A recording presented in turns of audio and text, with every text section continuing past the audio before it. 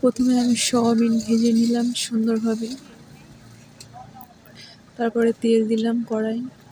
এটা আমি সাদা তেল ব্যবহার করেছি এখানে সর্ষের তেলও ব্যবহার করা যাবে, কিন্তু আমি সাদা তেলটাই ব্যবহার করেছি এখানে। তারপরে 5 ফোড়ন দিলাম। 5 ফোড়ন দিলে সাধারণত তরকারিতে টেস্ট হয়, বিশেষ করে নিরামিষ রান্না, কারণ এটা নিরামিষ রান্না, তাই আমি 5 ফোড়ন দিয়েছি এখানটায়। এটা হয়ে আসুক 5 ফোড়নটা সুন্দরভাবে, মানে 5 ফোড়নটা ভেজে নিতে হবে।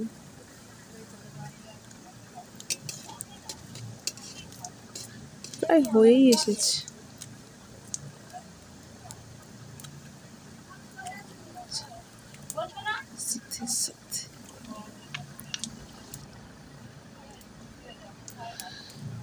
হয়ে এসেছে। এবারে কাঁচা লঙ্কাগুলো আমি দিয়ে দিলাম।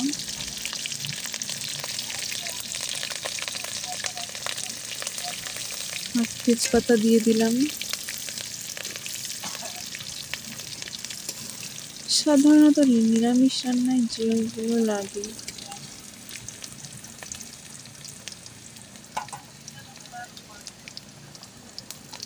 আমি আগে থেকে কুমড়ো আলু কেটে রেখেছিলাম, সেগুলো তেলের মধ্যে ছেড়ে দিলাম।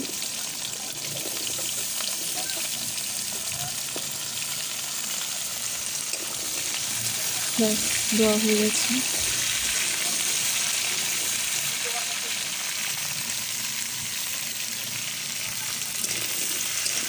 এটা সাধারণত মশলা ছাড়াই রান্না,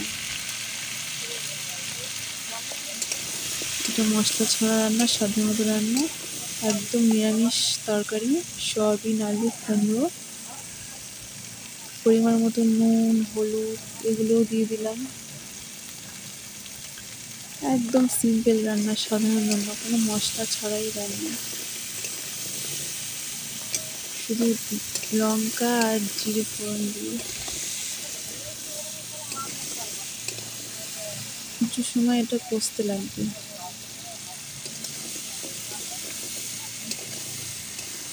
যতক্ষণ লাগে ততক্ষণই কষতে হবে এটা।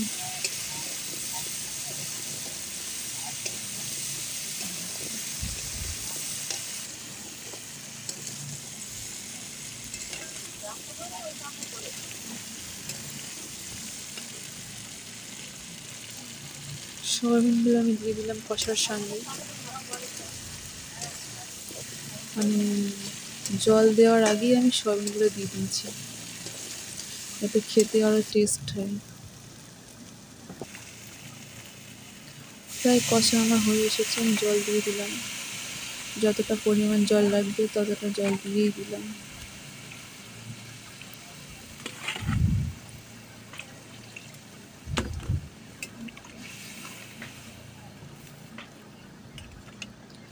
প্রায় আমার জল দেওয়া রেডি হয়ে গেল।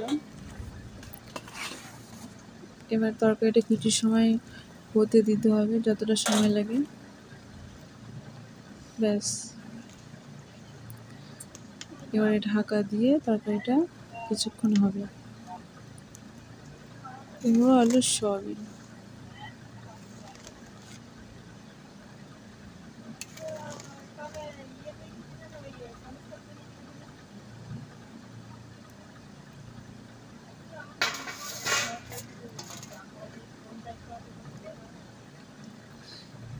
এটা জিরের গুঁড়ো, যাতে তরকারিটা টেস্ট হয়, সুন্দর একটা সেন্ট বেরায়।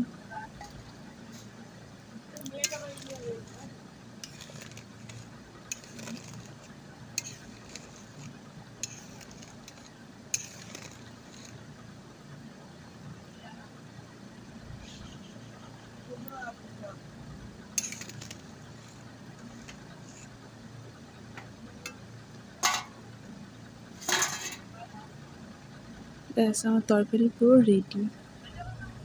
তোমরা সবাই দেখতে পাচ্ছ সাধারণত মশলা ছাড়া রান্নার কালার কিংবা সুস্বাদু কতটা সুন্দর হতে পারে। একদম সাধারণ রান্না, আশা করি খুব ভালোই হয়েছে।